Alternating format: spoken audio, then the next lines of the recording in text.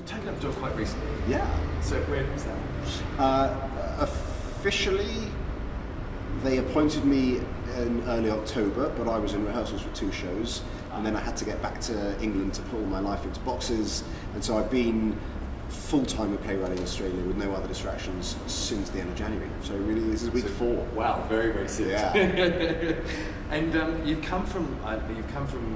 What were you doing there? I was a director, and I was the artistic director of a new writing theatre in South London. And so, do you have an Australian connection? Yeah, I'm Australian. Yep. My mum's Australian. My wife is Australian. Freud would have a field day. Yeah.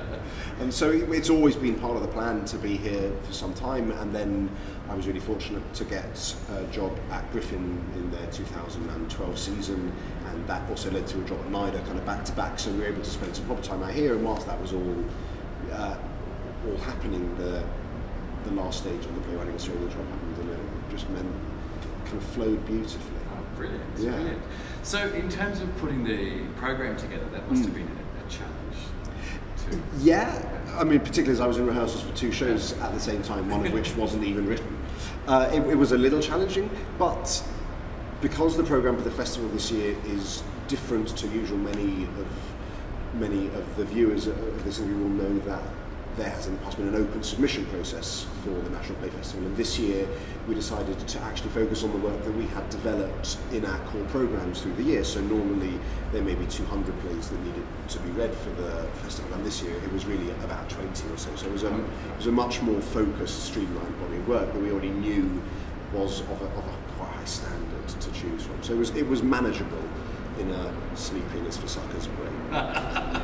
And is that a policy decision that's going to go forward now? No, I don't. I think that one of the great things about having a new guy in the job is to spend some time looking at the whole range of work that we do, looking at the way we structure the work that we do, the commitment of the work that we do, and then really taking a bit of breathing space to see what's the most effective way of moving forward, what do we want to keep entirely intact, what do we want to change, what do we want to tweak, and what do we want to abandon and replace with something totally different. So I think there's very little in the final category. Is my instinct, is the programme I think is in a really healthy place. But also the organisation had been phenomenally successful very, very quickly, and Playwriting Australia feels to me has achieved most of its core kind of inaugural objectives really in a remarkably short period of time, but that opened the door then to what's next,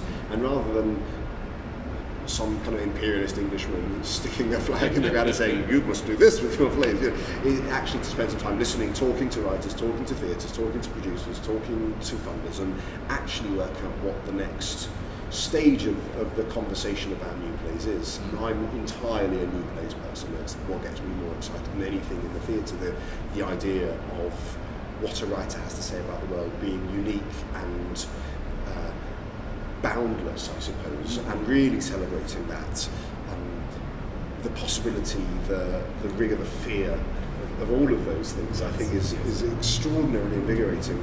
But there are ways to help that, and there are ways where you just become a hindrance to that, I think, particularly if you're not a producing company.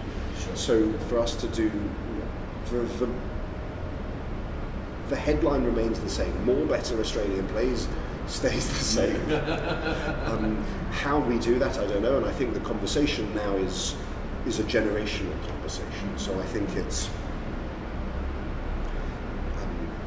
I think we start now asking questions that we probably won't finish asking for 20 years. Yeah. And that will certainly be longer than I'm with the organisation, and hopefully it will be the stage where some of the emerging playwrights who are watching this video right now are the country's senior playwrights.